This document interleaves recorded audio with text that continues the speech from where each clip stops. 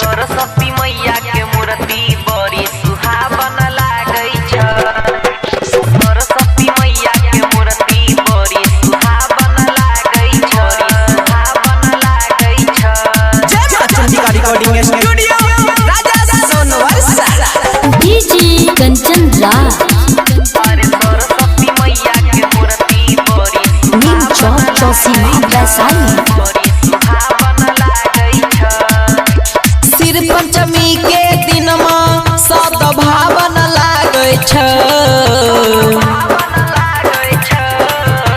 सिर पंचमी के दिन में सद्भावन लागै छ। सरस्वती मैया के मूर्ति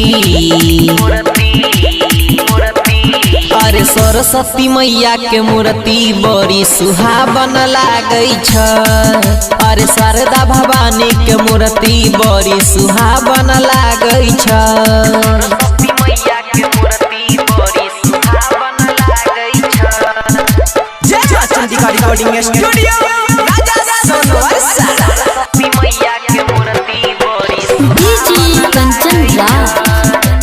सरस्वती मैया के नीम चौक चौसीमा वैशाली। बड़ी सुहावन लागै छ।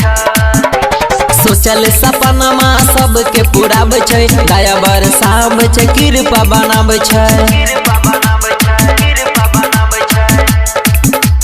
कृपा बनाबै छै। सोचल सपनमा सबके पुराबै छै। दया बरसाबै छै कृपा बनाबै छै।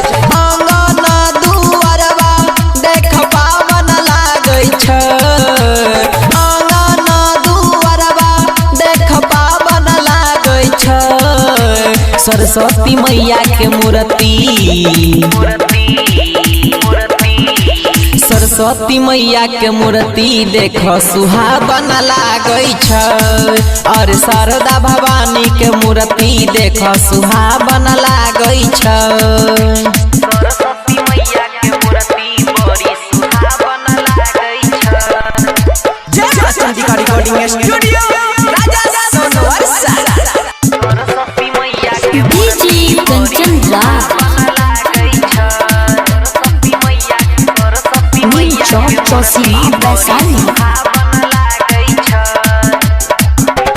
एक बारी आवे मैया पूरा एक साल में ज्ञान के ज्योति जलावे पंडाल में।